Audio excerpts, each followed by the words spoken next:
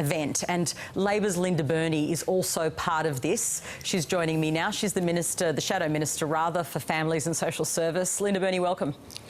Hi, Patricia, how are you? Well, tonight you're attending this bipartisan vigil for Hannah Clark, who was murdered along with her 3 children. What do you want to achieve from this vigil, to have this in the nation's capital, to have this in Parliament House? Well, we all thought it was very appropriate, given the shocking circumstances of Hannah and her children and the way in which it's touched all Australians, to hold something here in the Parliament, as you say, Patricia, in the nation's capital. It'll be a very simple vigil, candles and flowers and a song and some speakers.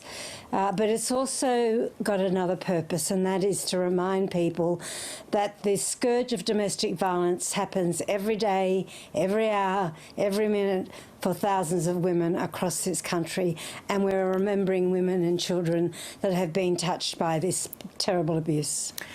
You, of course, Labor is calling for this national summit, but haven't we talked enough? I mean, isn't it time for some significant law reform and resourcing on this issue? Labor has called for a national summit, and we've raised that obviously with the Prime Minister. And we think that having people around the table, not just experts in the area, but people with a lived experience, and listening to them about what would have made a difference or what has made a difference for them. I mean, one of the really interesting issues that we really haven't dealt with very much, Patricia, is the role of artificial intelligence, the use of tracking devices. Getting some advice from the E-Commissioner on ways in which we can inform people about, and women in particular, about technology and how tracking devices can't become a very available weapon in domestic violence. But we also want to get across the point that domestic violence isn't just physical. There's lots of different forms of domestic violence, and I know that you know that. But you know, for some young people, they don't understand what is a normal relationship necessarily, and they're the sorts of very practical things. But also making sure that resources get to the front line that is going to make a difference to women who are in a difficult relationship, who want to get out of a relationship or have gotten out of a relationship.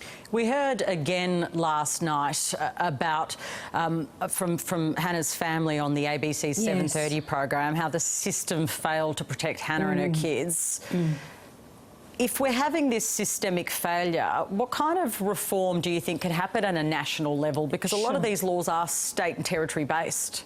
I think that's a really important point, is that you've got a conflagration of some Commonwealth effort, the 4th Action Plan, for example.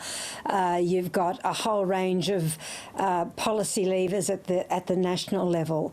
And it's at the state level, as you say, Patricia, where schools are run, where the court system's run, where policing takes place. So it seems to me that there is a real need for much better coordination and integration of what's happening at the state and federal level than perhaps what we're seeing now. Is there a way in which there can be a national database of domestic violence orders, who's involved, how transportable are they across state borders, and are they identifiable across state borders? And how about tougher penalties if they're breached AVOs? Should perpetrators be put in jail? I mean, that happens in the United States, for instance.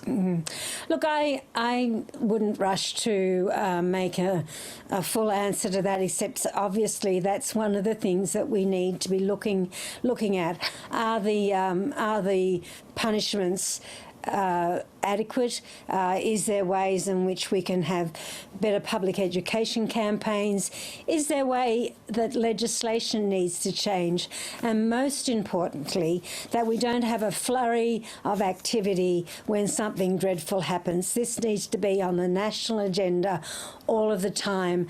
And it also requires, I think, for those of us that have a voice, be it the media or members of parliament and other places, to really bring about what I think is required, Patricia, and that's a cultural change to understand that this is a crime, this is intergenerational, this issue affects people all of their lives, and the outcomes are disastrous. Things like 10 days paid domestic violence leave, these are the things that we need to explore and do something serious about. Linda Burney, many thanks for joining us.